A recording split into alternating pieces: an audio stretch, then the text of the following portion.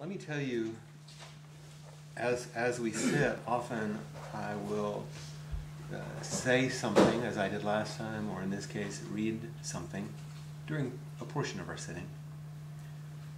Peg and I often will do this when there's something that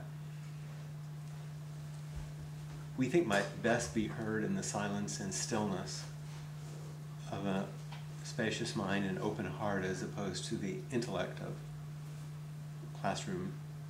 Sometimes it goes in differently. And what I'm going to read to you, it's brief, just a little bit on a page, and we'll sit for a bit before I read it, is a eulogy. It was written by one of the students here at Appamada. And so there'll be personal references, which are not important, that you necessarily know.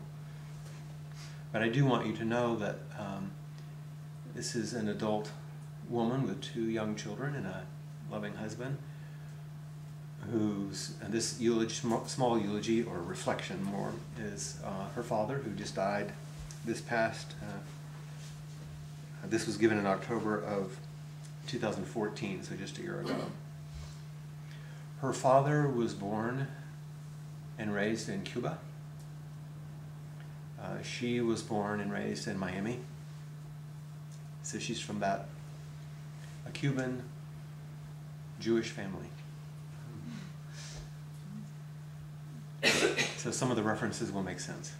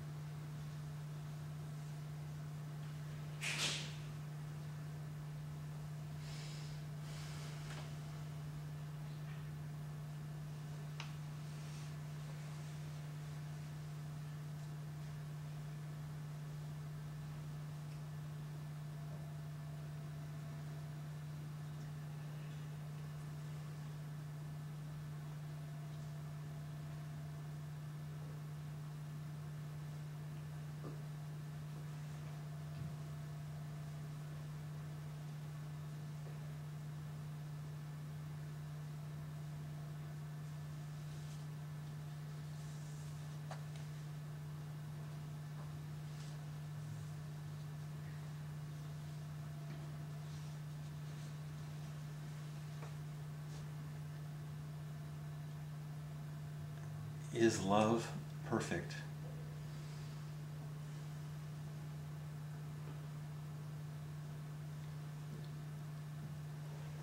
I don't know why, but that's the question that kept nagging me on the plane from Austin to Charlotte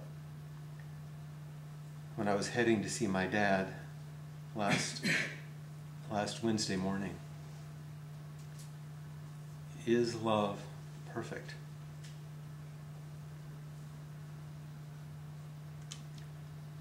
I think it is. Relationships are not always perfect, including my relationship with my dad. We were known at times to disagree. But the love was always perfect. Perfect and totally pure.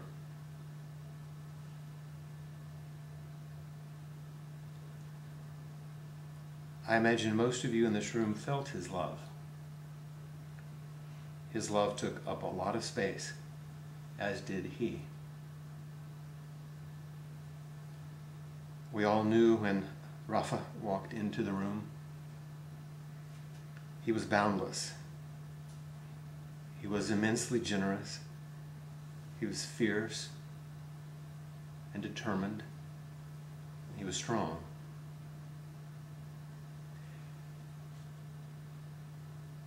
And although sometimes an absolute joy, and at other times a huge pain in the ass, it is very clear to me now that what drove my dad was profound love. Love for his work, love for his friends, love for his family, and of course, love for my mom, his sorelle. My dad was a different generation of man from the old country of sorts, unlike any I've ever known. I feel proud to have called him my father. The hospice nurse told us, "You die as you lived."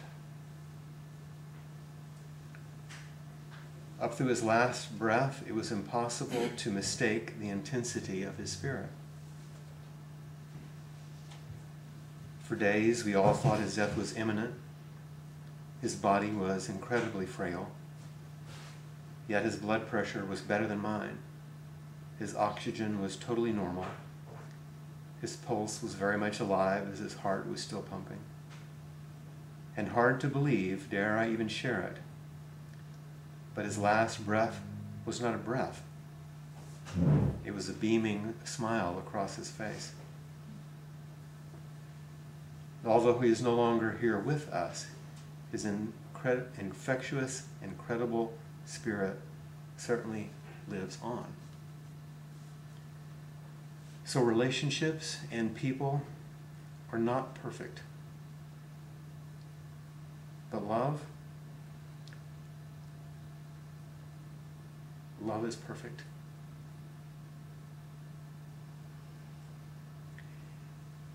Thank you, Pa, for the intensity and hugeness of your love. Thank you for this exceptional nourishment. I feel your love. I hope you're able also to experience my love. I hope you are able to experience it as perfectly as I feel yours.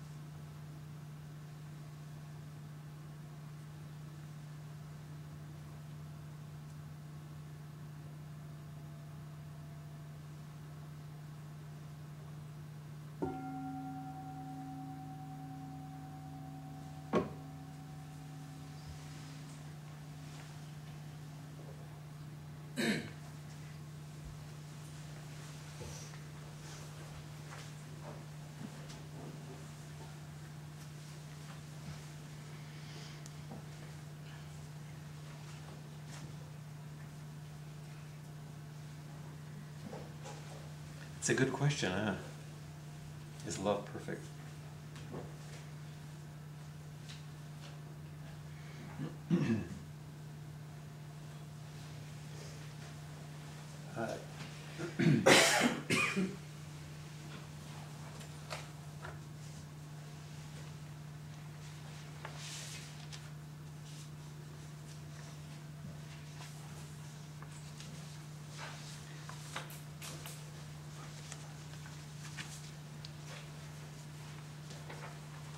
In our first class, we followed the last few months of the life of Myogen Steve Stuckey at the San Francisco Zen Center, and the remarkable lessons that emerged through his way of living his dying, actively living the process of dying. And yet we're all living our dying. And we heard some wonderful reflections of what people had written and sat with and meditated on and reflected on through that first month when we returned for the second class. And I ask you to take your reflections, the very same core questions, to understand that true spiritual practice is living your dying. That would be an apt description of spiritual practice. And I reframe the questions for you to take deeply in that direction. If you received the email which I sent today, which I hope everyone did, you will see that there are a number of reflections which are associated with things that we will read and hear and become intimate with tonight. And I've given you copies of each thing, so you have them. So there's nothing hidden, nothing missing. And when I was, the questions for reflection on that first class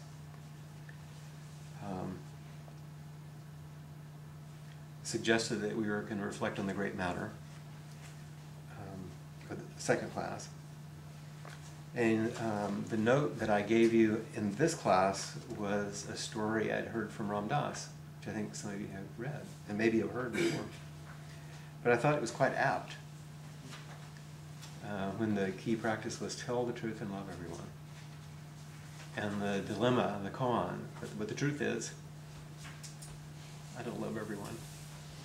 But how do you live with that? And now what I was just reading from Gina about, is love perfect? So the reason I've given you all of this ahead of time is I hope that the next bit of today is more like a prayer than it is like a classroom presentation. There are some of you in here who a little more than a year ago were at the presentation for My Healing Place. And you saw some of these images and some of these words. It would be quite familiar to you. Never hurts to hear them again, especially as reshaped for this question we have now. Under the questions for reflection today, I wrote grief and love flow through all relationships. All relationships are terminal.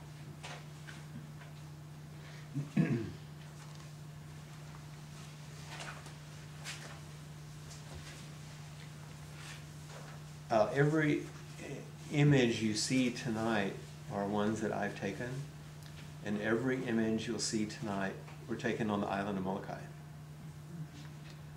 A good number of them, not all, were taken either surrounding or on the Kalapapa Peninsula, which was the place in which, at that time, people who had leprosy or Hansen's disease were exiled during about a 150-year period.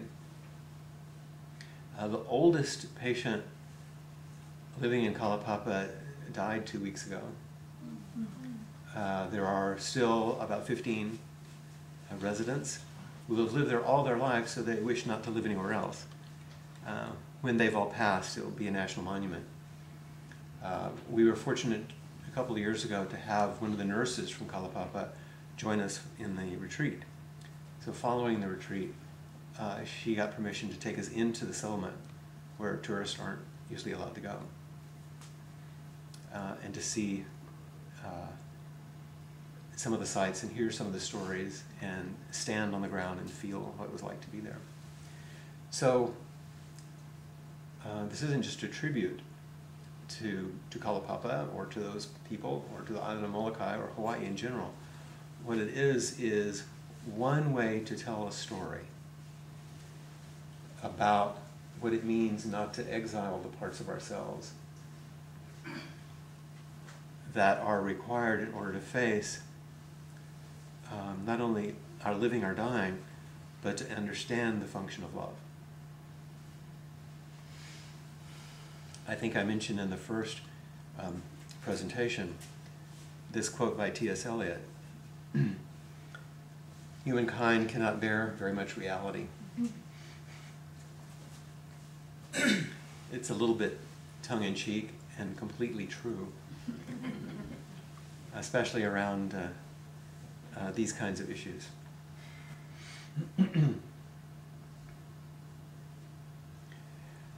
There's a spaciousness standing about 1,500 feet above the Kalaupapa Peninsula on this, these morning meditations, looking out over the ocean.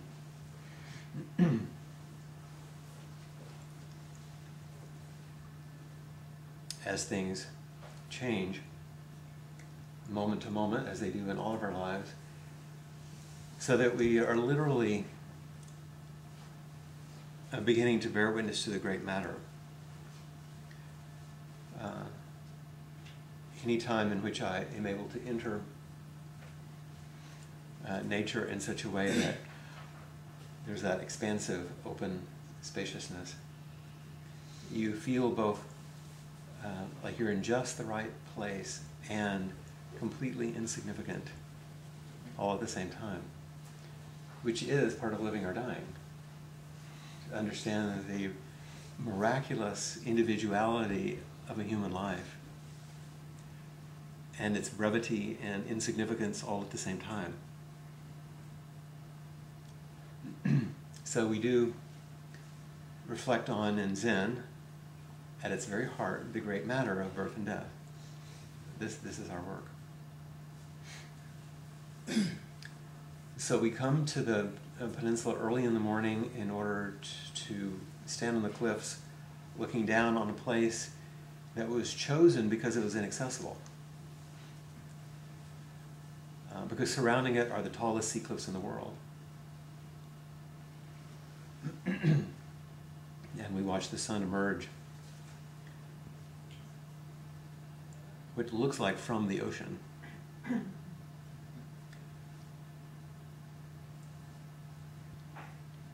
And standing there, what has come to mind many times is the quotation that is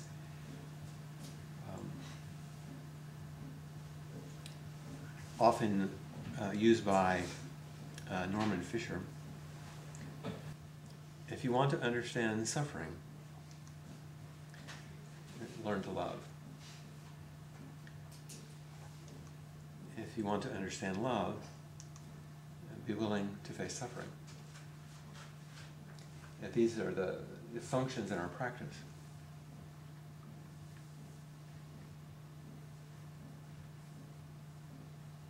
If you truly want to understand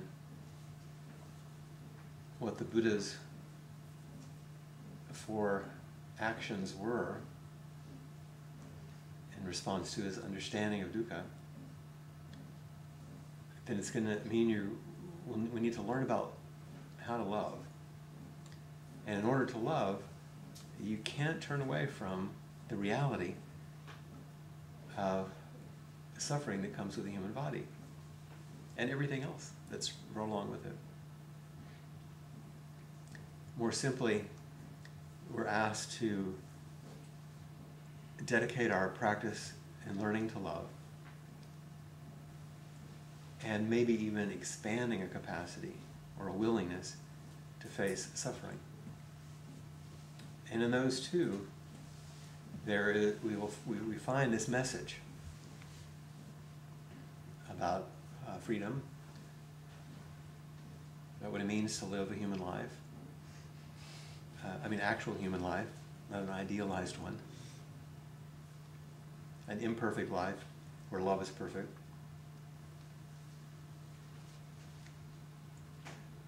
You've heard me quote Suzuki Roshi. In a way, I think he was pointing to the same thing when he said, we always live completely off balance against a background of perfect balance. We live our entire lives off balance against a background of perfect balance.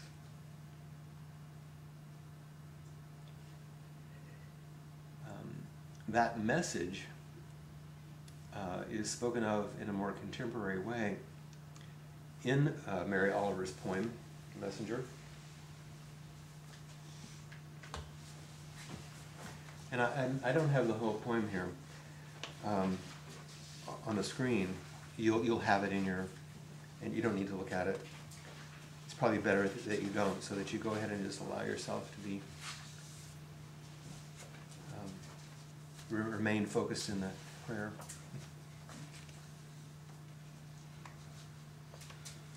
I will read it to you. Her images are on another seashore, on the other side of the continental United States, on Cape Cod.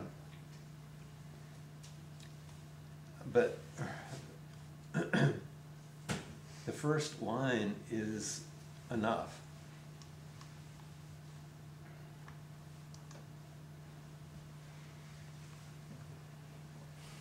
My work is loving the world. My work is loving the world.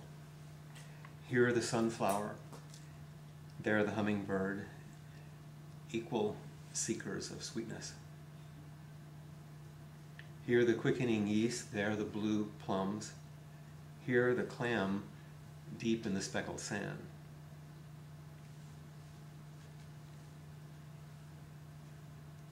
And for those of us of a certain age, I love the next section. Are my boots old? Is my coat torn? Am I no longer young and still not half perfect? Let me keep my mind on what matters,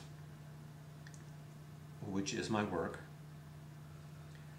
which is mostly standing still and learning to be astonished.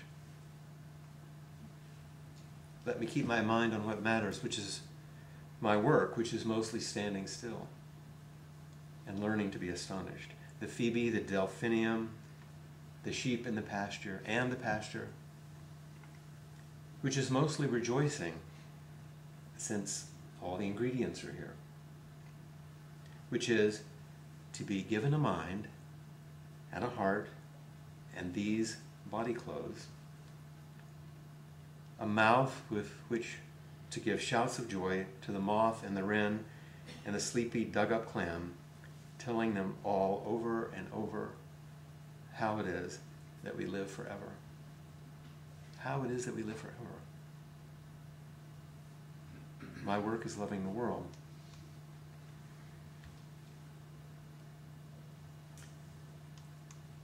So let me keep my mind on what matters, which is my work.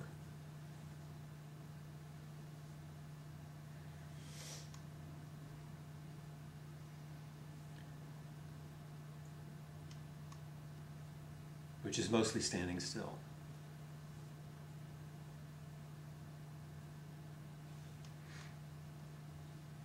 And learning to be astonished.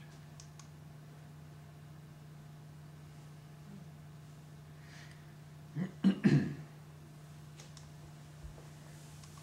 little fast there.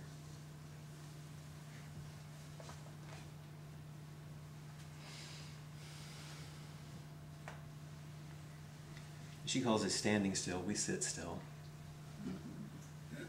And in some ways, in order to learn to be astonished, in order for us to wake up to beginner's mind, otherwise we have an amazingly sophisticated habit of making everything normal and ordinary. We have an amazing sophisticated habit of making everything ordinary and normal, of accommodating to everything.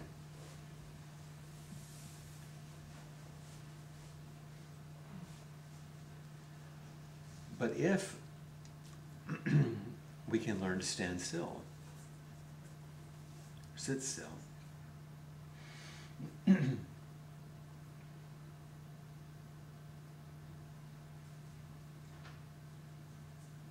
it's captivating just to look, isn't it?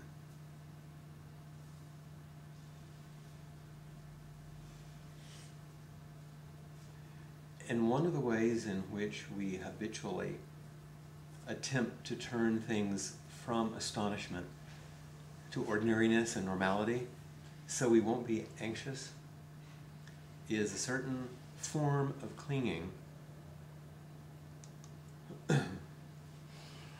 called hope. Often we attach ourselves so deeply to hope in order not to live a lifetime of continually bearing witness.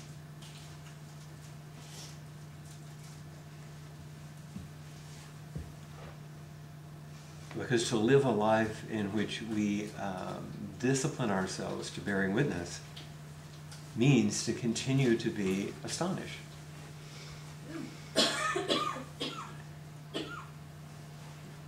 That our practice doesn't end with an answer.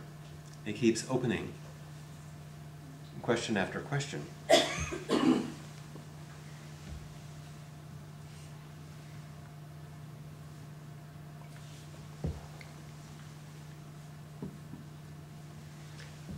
And luckily, if we have spiritual friends or a sangha, that hope, that standing involves, others. There's Peg right next to everyone, right in the center of things. And in that case, we have this ability to weave our stories together. We're not alone.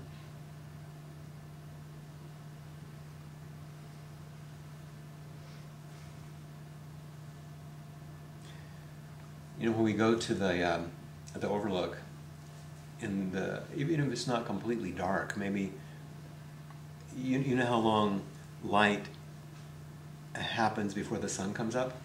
It's quite a long time. So we go and there's barely enough light. When you're walking through the forest to get out there, you still need a flashlight maybe to see your footing on the sidewalk. But when you come to this place, and the light opens up a bit and the wind hits you, you see how everyone's bundled up?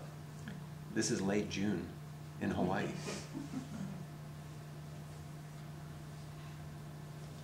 But that's what the people in Kalapapa also faced, is the unprotected North Shore.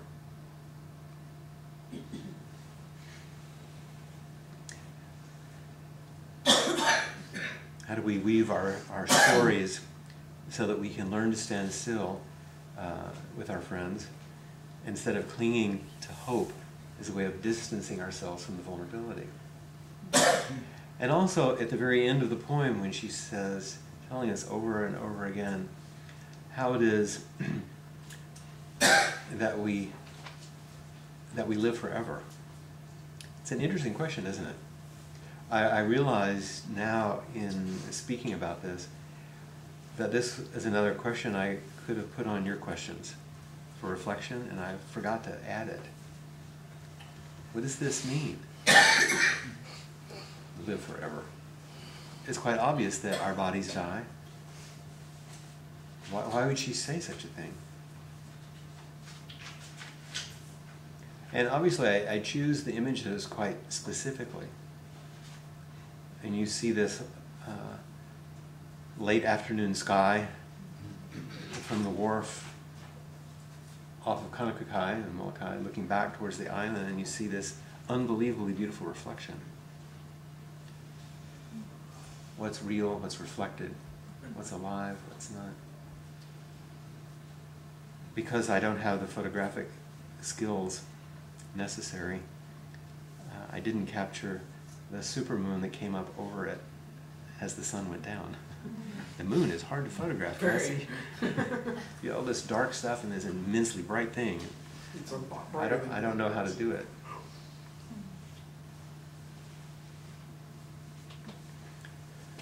So these questions are Dharma gates, which life wants to move through. I know it's kind of literal, but it's still fun.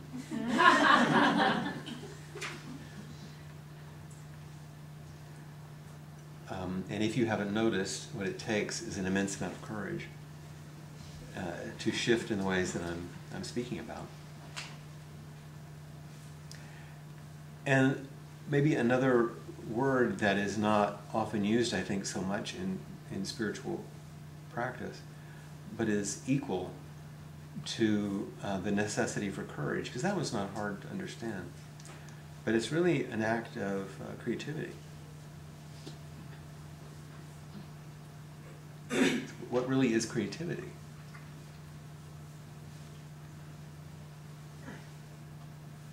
What do we create by a courageous capacity to stand in the face of whatever you're bearing witness to in your life, whatever is exiled in your life, whatever suffering is what you live with.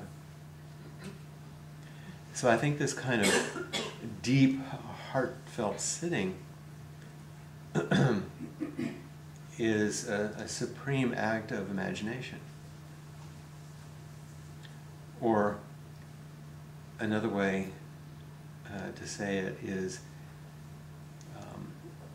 through practice we reimagine our lives. Those of you that have practiced for a good long while, could you have even imagined what practice would bring? You actually can't. And it doesn't mean it's all good, but it's without a valence. It's just you actually can't imagine what a lifetime of practice will bring. Because you can't imagine what a lifetime will bring. All practice does is help you remain intimate with the life that you're going to get, which requires courage and a lot of creativity to manage a life, and a very active and vital kind of imagination. So in some ways, living or dying is a way of reimagining our lives. And when I say reimagine, as opposed to what? What you get on reality TV, or CNN, or Fox, or all kinds of places where we have images of what life is, what a life is.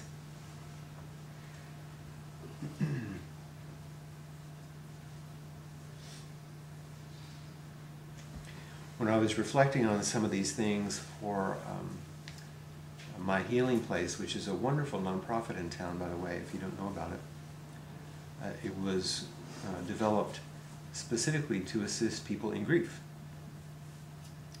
Originally, with Chris Ford and Janie Cook and some of the other folks, people who had lost children. In some ways, some of the most vicious kind of grief, because it's so out of order and so unthinkable for a parent, of course. And they spoke about their fundraiser as a place in which the gathering of the holders of hope. in a way in which people could weave their stories in grief, all of which was beautiful.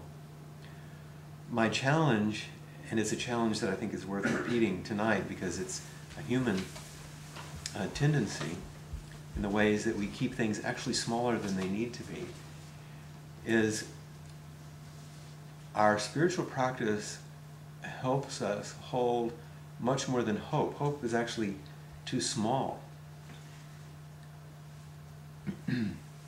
And holders, it sounds like we become something. Like we're shaped into a thing which doesn't exactly hold itself. We cultivate a facility for holding, ongoing, active holding. And what is it that we have a capacity for holding? Well, if we practice well, everything. So we aren't just holders of hope.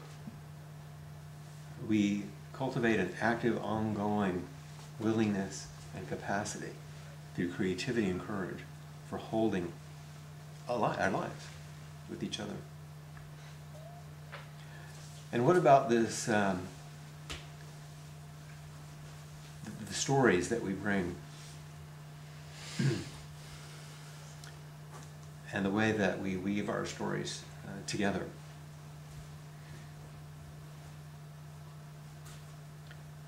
It's a very sturdy hammock, a big, tall royal palm.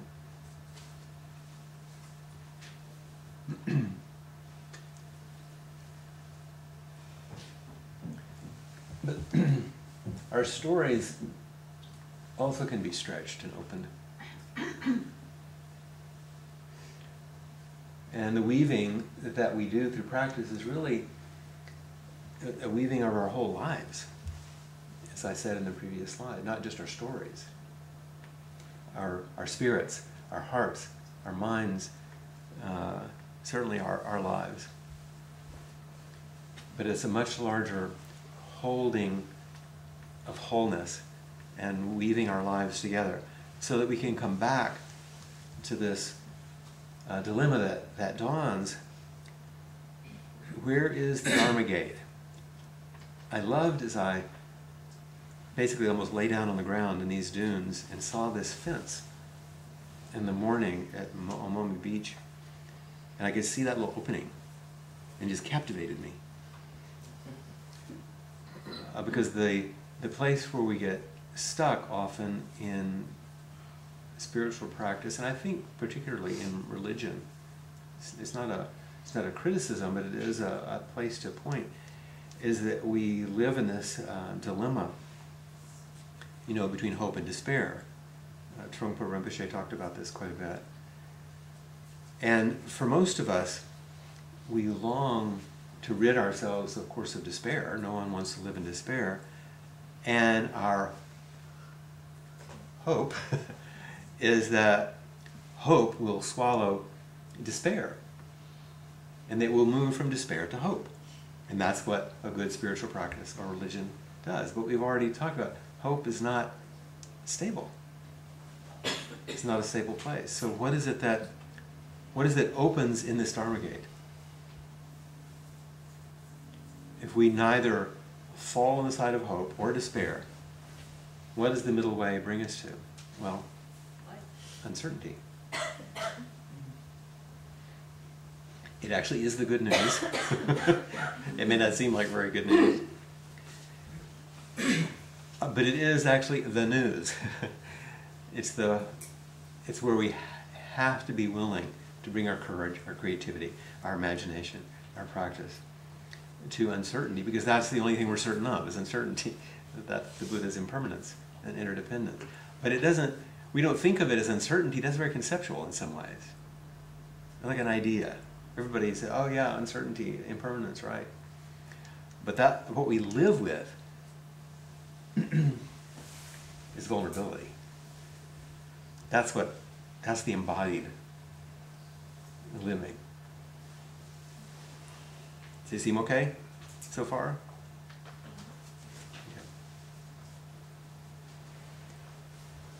On a brighter note,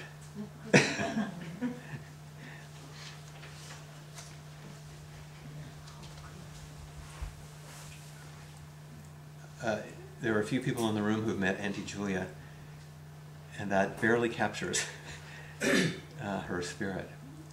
She's an iconic figure on the island and a wonderful woman. And Lord, she can flirt. And dance. She doesn't dance much anymore. She had a heart attack a few years ago, but she can play. And, you know, the songs that are sung and the songs that she dances are, in many ways, stories of hope. And we require those stories. So I'm not diminishing those, because they provide this sort of energy of inspiration. And the Buddha's stories are stories of hope. The Buddha's stories are stories of possibility. Of saying there's something that you can count on beyond your ordinary way of seeing the world. And there's an energy and a vitality, an aliveness in those inspiring stories, which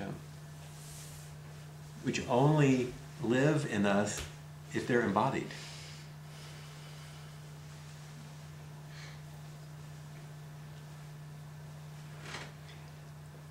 That vitality of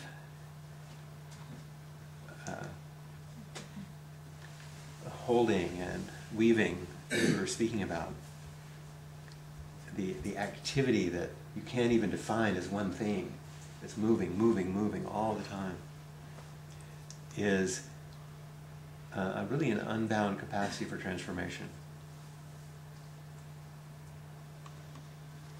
So although our topic, living or dying,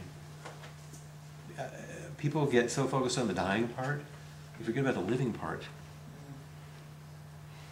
The dying part's the only part we know. The living part is what we don't know. We know we're going to die. That's the for sure part. But what's life going to bring? And if we're to weave our stories and assist each other in holding deeply,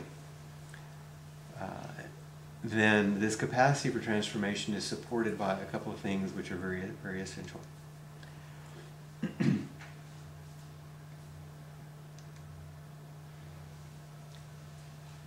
The capacity for loving presence. That's Auntie Julia's husband, by the way. Watching her play. It's simple and beautiful, isn't it? Just to see what 40 or 50 years of joy. You know damn good and well he's been in the back seat the whole time.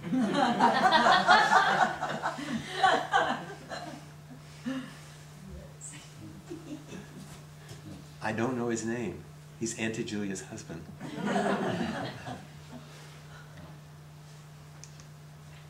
And her son, who plays along, joyfully witnessing, next to his dad, watching his mom.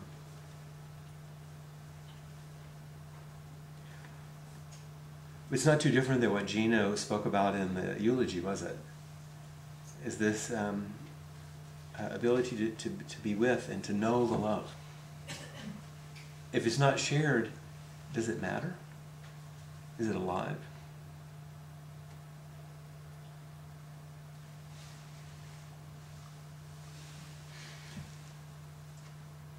So this joyful witnessing, bearing witness, a loving presence, this stillness,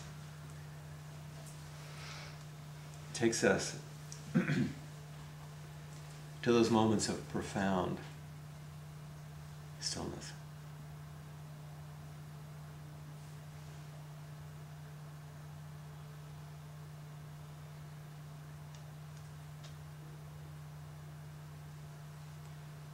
Something I call a spacious intimacy.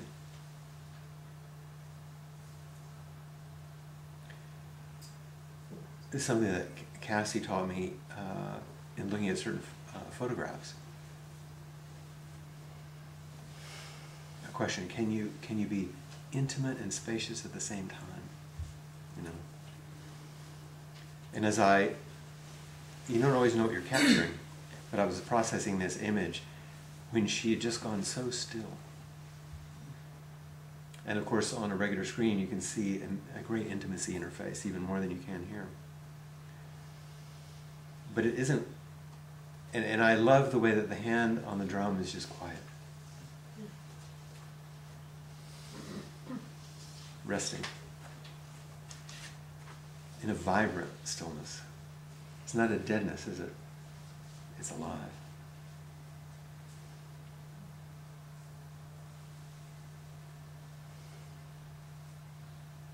I'm not remembering the teachers at the moment, but there's the old Zen story about the teacher asked the student, what is Zazen? And the teacher said, it's non-Zazen. He said, how can you say Zazen is not Zazen? And he said, because it's alive. It's alive.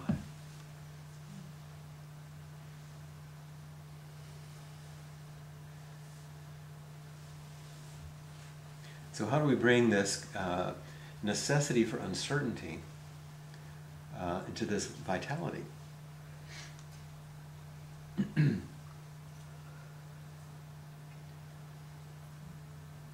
The poem that I gave you by Anne Hillman, We Look with Uncertainty.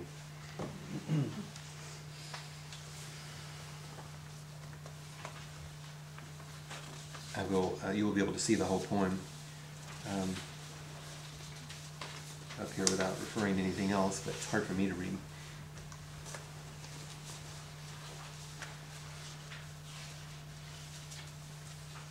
We look with uncertainty beyond the old choices for clear-cut answers,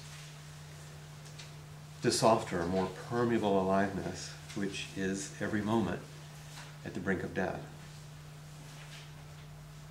Something new is being born in us if we but let it. We stand in a new doorway, awaiting that which comes, daring to be human creatures, vulnerable to the beauty of existence, learning to love. Anything in that poem missed from the first part of the presentation? It's an amazing piece. Just change the title for a second.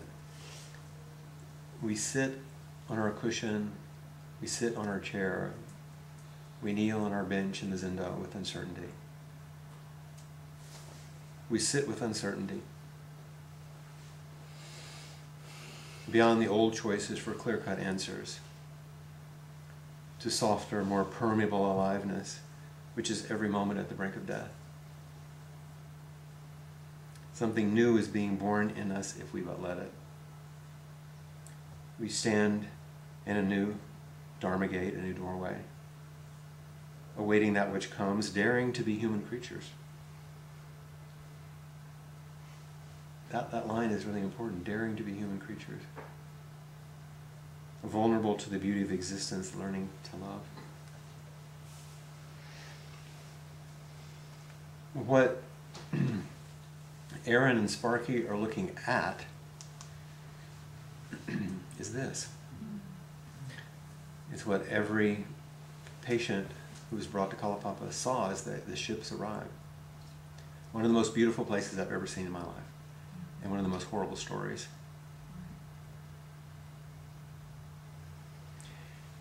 And the people in the Board of Health for what was then the sovereign nation of Hawaii, and later, after annexation, the federal government of the United States, thought they were doing the right thing. They were certain.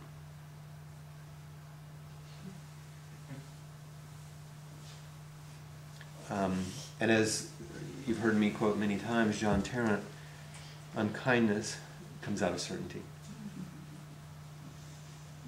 And certainly there was a good bit of unkindness in this setting, born out of certainty.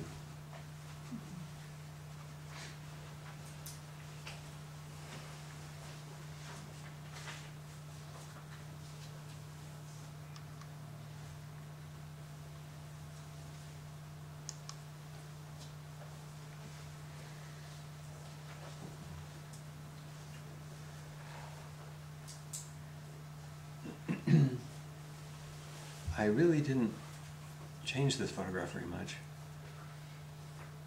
The sunrise at Maumee Beach that day, and standing up on a art cropping looking down at Brahman on the beach. just standing there. We stand, waiting that which comes. So that's one of the questions. Are you willing to stand on your own 2 feet in your life? Daring to be human creatures. You know, we would probably all wish to be anything but. How many of you have ideas about what you should be, what you should have been, what you could have been, what you still might be, what your parents wished you would be, what your religion told you ought to be? Daring to be yourself, daring to be a human creature, a vulnerable human creature. We stand waiting that which comes. Vulnerable to the beauty of existence. Today I spoke about in Inquiry a bit about the experience I was having of feeling there wasn't much gap between this beauty of existence and heartbrokenness, that they felt like the same thing.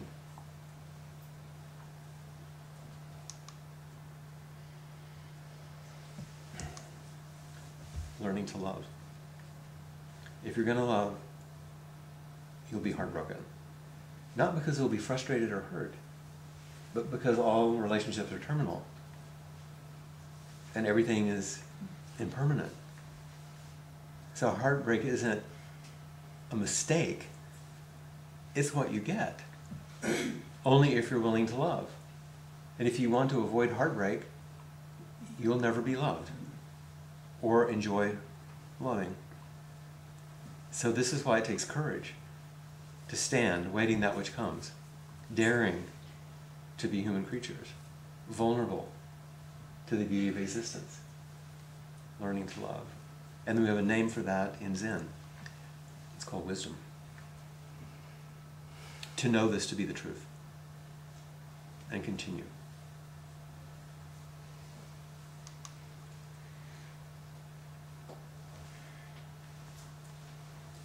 Sometimes it's so powerful you can't tell what's what, or what's next, or where the edge is. So when we look with uncertainty, beyond the old choices for clear-cut answers, I mean, really, most of us are raised to expect that clear-cut answers is what are required, right? No? Yeah. Nice. I can take notes on everything. It's a little dark, it's a little warm, it's a little... We look with uncertainty beyond the old choices for clear-cut answers, which would keep us from being quite so vulnerable, right? To softer, more permeable aliveness. I love that line. But which means more vulnerable, right? Because at every moment it's at the brink of change. Just like that sky, it just keeps changing and keeps changing. So powerful. And this capacity to look with uncertainty, to not stick to old choices, to open to this soft, permeable aliveness, knowing that it's going to change, also has a name in Zen. It's called compassion.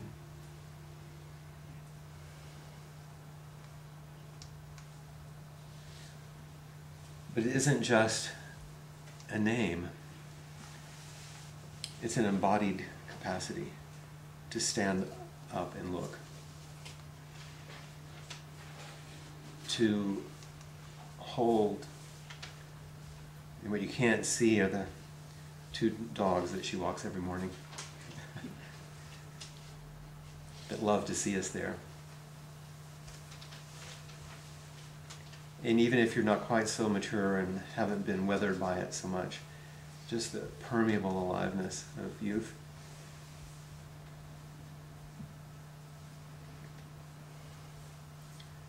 And if we're willing to stand in that way that looks clearly, which is wisdom, open to this permeability of change, which is compassion. Can you see the rainbow just beginning? It's a little hard on this projection. Then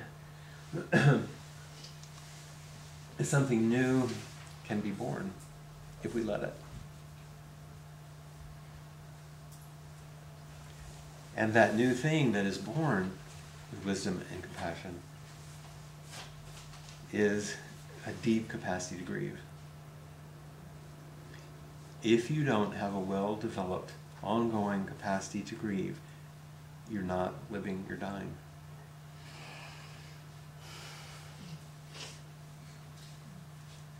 You're resisting, rejecting, or turning away from the reality of every moment passing, every moment passing, every moment passing.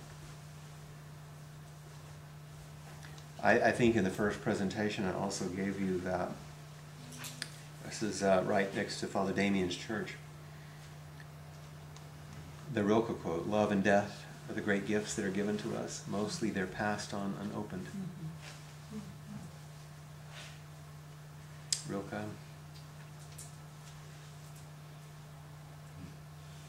And why? Why are they passed on unopened?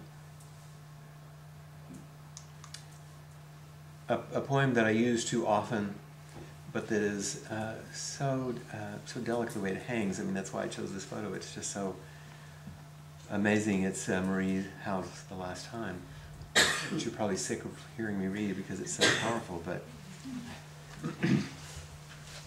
some of you know, and some of you have met Marie here, I'm sure. She wrote this poem about her brother who died of AIDS.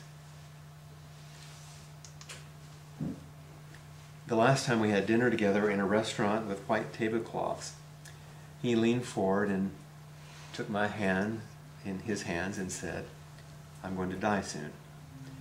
I want you to know that." And I said, "I think I do know." And he said, "What surprises me is that you don't." And I said, I do. And he said, "What?" And I said, "Know that you're going to die." And he said, "No, I mean know that you are."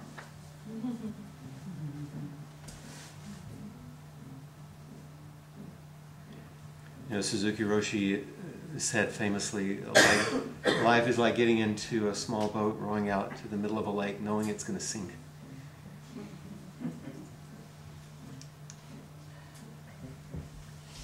And the thing about it is, we're on the same boat.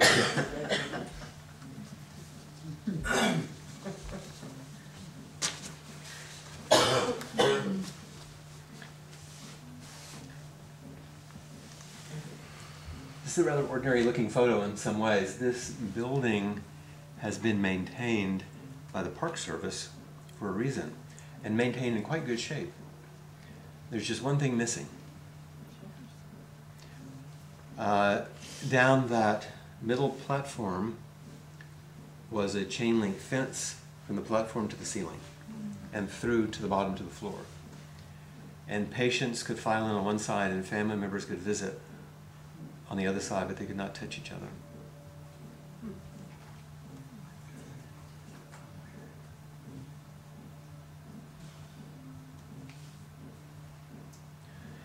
Given the realities of that particular situation, it's a unique situation, and I say this not just to tell you the history, but the history is powerful enough for us to reflect on how is it that you separate from parts of yourself? What do you exile? What barriers are so cruelly placed? All in the hopes of protecting you from something. Something that ultimately actually is not very catchable, turns out. And so this building is maintained to help us not forget. So for all of us, in the face of the inevitable, we're asked to reimagine our lives. We know that we're going to be in that boat together. How are we going to reimagine our lives? And the crucial practice then is to remove any barriers to love. That's one of the reasons I love the image of this building, when the barriers are removed. That's how it's maintained, with the barriers gone.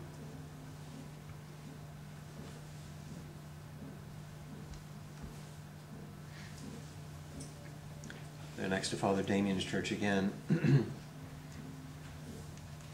The most defiant act in the face of death is the love for one person for another. Those of you that work in hospice, I know Jenny does and some other people, the most defiant act is to not turn away, to continue to keep your heart open. Ram Dass once said, the essence of all spiritual practice is how to learn to keep our heart open in hell. Just a dramatic way of saying how is it that we don't shut down in the face of life.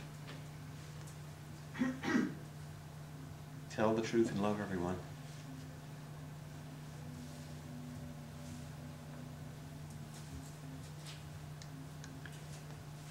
So the Sufi poet,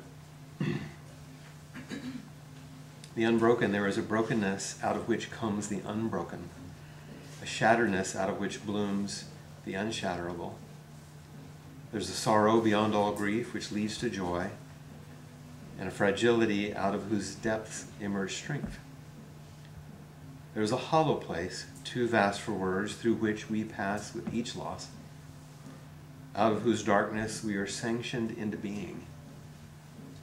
There's a cry deeper than all sound, whose serrated edges cut the heart as we break open to the place inside, which is unbreakable and whole, while learning to sing. So what is this unbroken? This unshatterable? What sort of joy is being talked about, and what strength?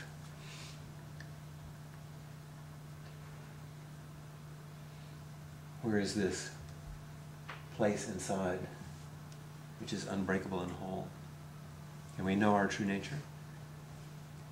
Can we actually live in an embodied way, continually off balance against a background of perfect balance?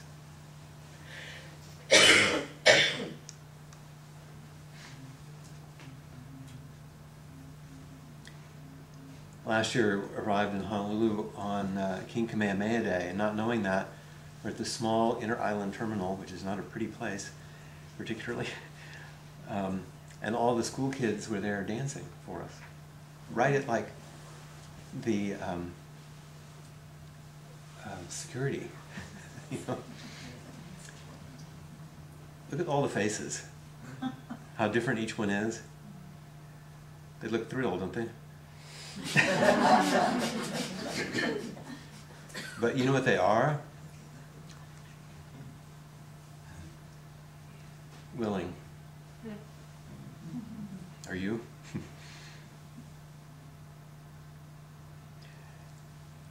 And primarily willing because their kumu, their teacher, provides the holding,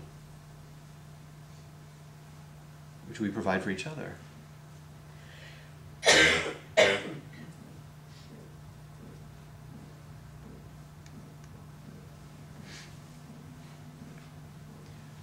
And through our willingness and holding, then inspiration can flow. The uplifting that comes through the weaving of the songs and the spirit and the stories, let alone the lays. Now look at their faces. You know, you see the fear, the little bit of sadness, the jeer, and all of that in anticipation. But you don't see it in the living, do you? It's the living where the freedom comes. It's the dancing. So that even the youngest ones, the most vulnerable,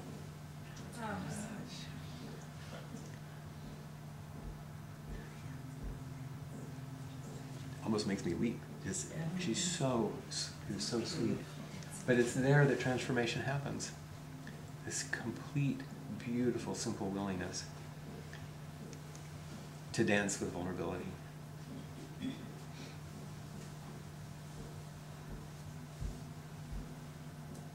And as it says at the end of the poem, learning to sing, to sing our songs, you know. whatever that is. Any of you have met Zélie de Vachel, and she can sing it.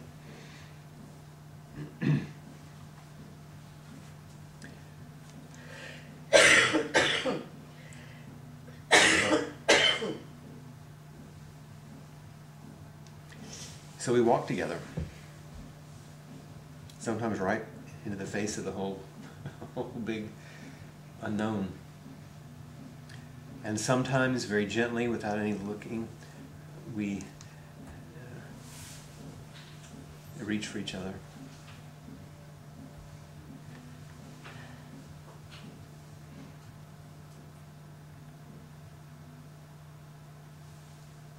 I married them one week at Umlauf Gardens, and they were there the next.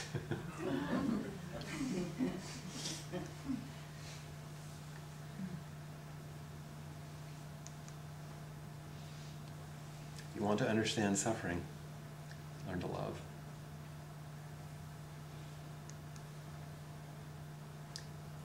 It actually looks like that. If you want to understand love, be willing to face suffering.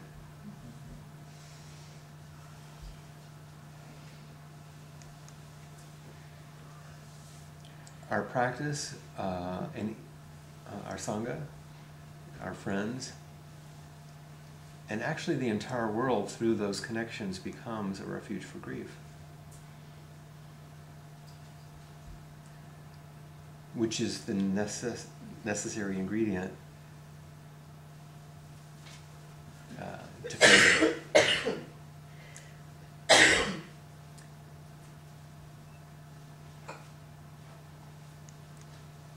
as the foundation for love, which shines through in a very powerful way. So we're back to Paula's standing.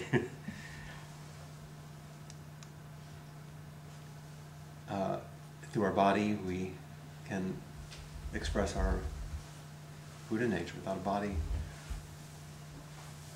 so take care of the body. The Dharma unfolds day after day, moment after moment, everywhere. The whole world showing us, each moment, life as it is, the only teacher. And together, of course, down below on the peninsula was the Sangha. Those people turned themselves into a loving community. They didn't take on a role. They did what was required. So that without focusing just simply on death or grief, vulnerability or fear, we end up with an immense capacity, whether it's in a birth or in a death, like the eulogy or reflection that I read earlier. We have capacity to celebrate what it means to be alive, to live or die fully each day.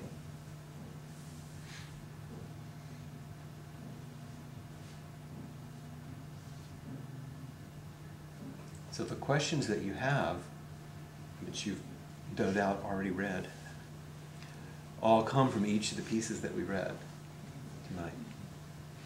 Each of the teachings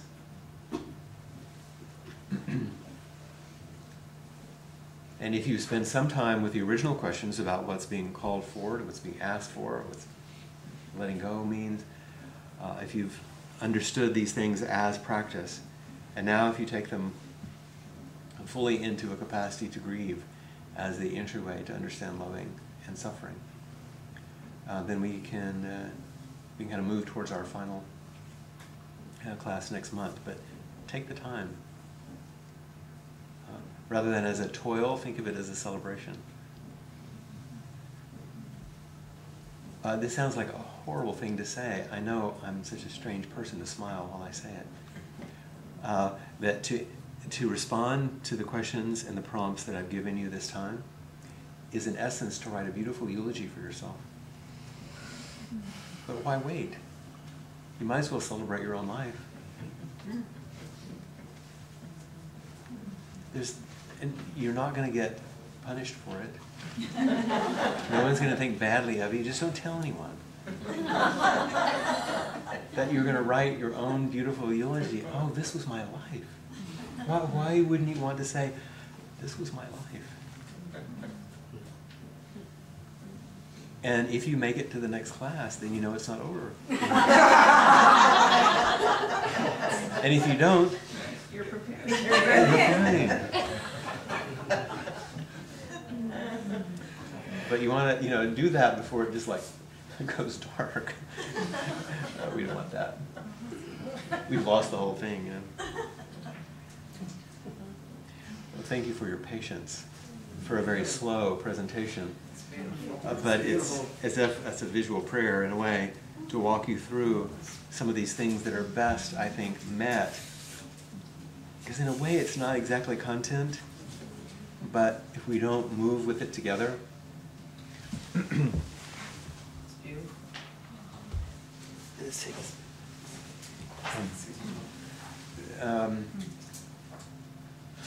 It's just another set of teachings, a few more poems, a few more things.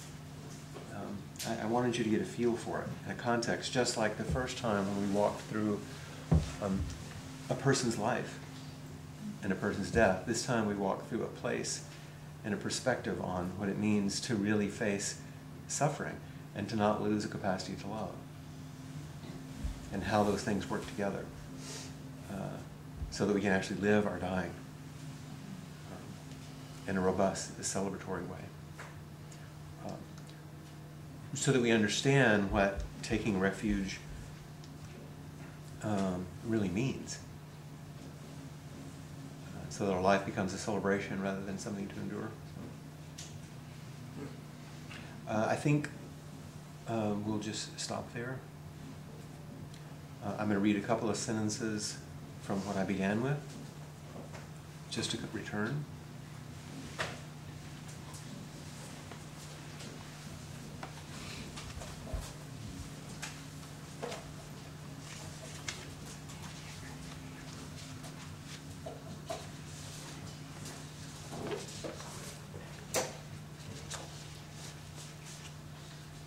Is love perfect? I don't know why, but that's the question that keeps nagging me.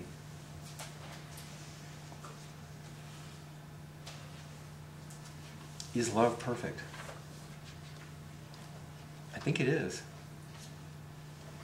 Relationships are not always perfect. But love is always perfect. Perfect and totally pure.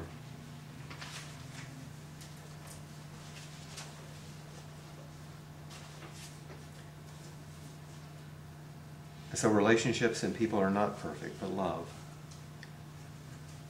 is perfect. And thank you, everyone, everywhere, through each of our lives.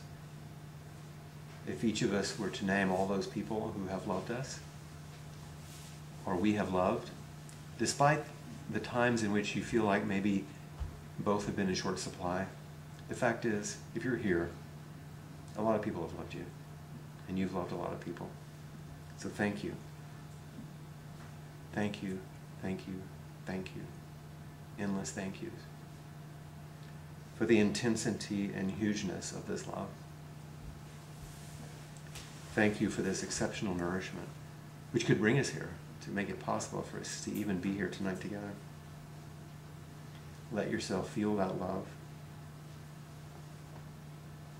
Let yourself wish that each person in your life for whom you hold some love would feel your love now.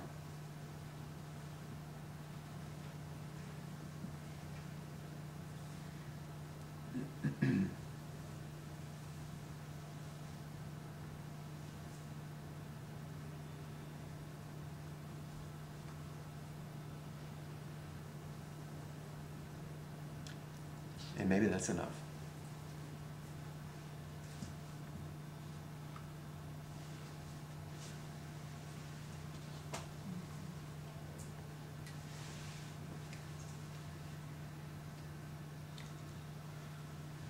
when someone dies, at a temple, the bell is rung a number of times, actually 108 times.